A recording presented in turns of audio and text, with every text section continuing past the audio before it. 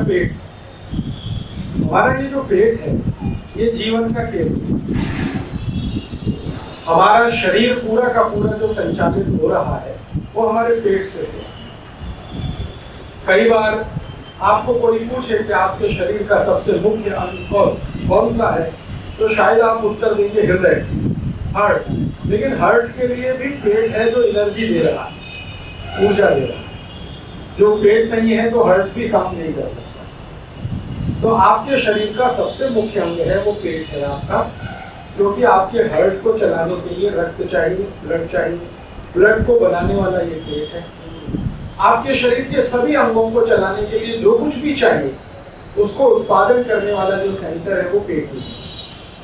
तो वाघभट्ट जी कहते हैं कि पेट हमारे शरीर का सबसे मुख्य हिस्सा है।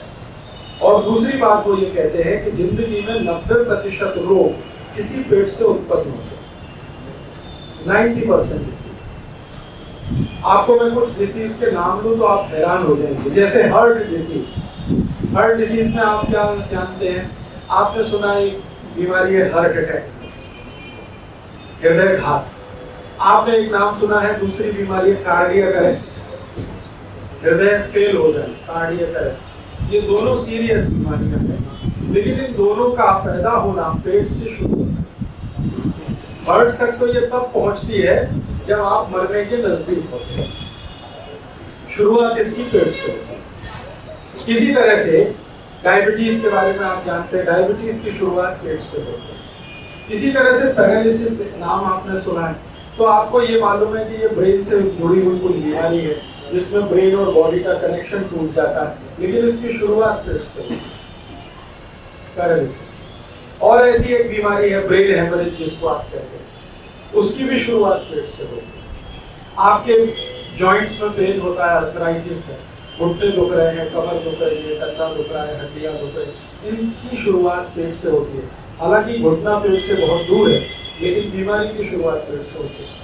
तो अगर आप कुल बीमारियों की लिस्ट करें, भारत में आयुर्वेद चिकित्सा में बीमारियों की संख्या 148 है, 148 डिसीज है, जिसमें सबसे खराब बीमारी जिसको आप कैंसर कहते हैं, और सबसे आसान बीमारी जिसको आप सर्दी जुकाम कहते हैं। सर्दी जुकाम से शुरू करके कैंसर तक होने वाली कुल बीमारियां 148 हैं। इन 148 बीमारियों में लगभग 135 बीमारियां हैं जो पेट से शुरू होती हैं। मात्र 12 या 13 बीमारियां हैं जो पेट के बाहर से होती हैं। तो वाघभट्ट जी ये कहते हैं कि जब ज्यादा बीमारियां 90% पेट से हो रही है तो आप पेट को दुरुस्त रखें।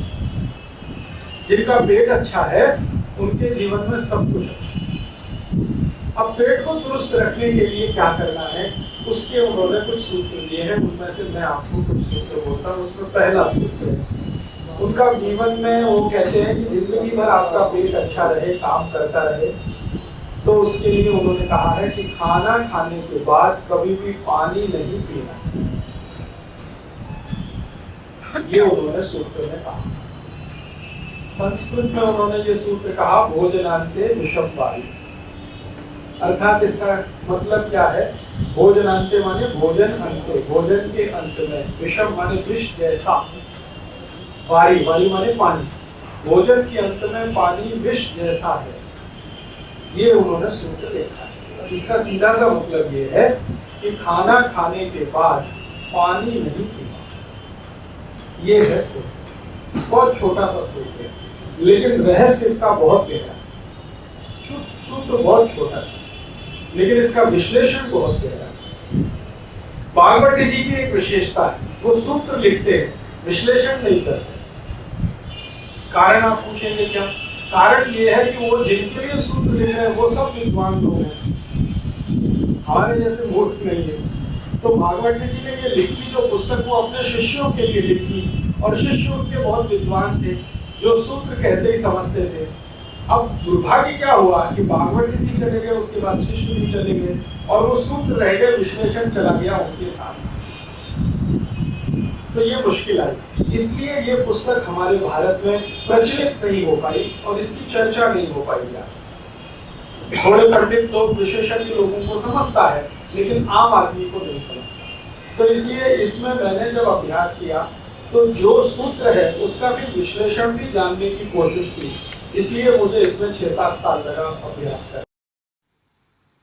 दोस्तों सबसे पहले तो चैनल सब्सक्राइब करें, फिर लाइक, कमेंट और शेयर करें, और हाँ, हमारा एंड्रॉयड ऐप डाउनलोड करना ना भूलें।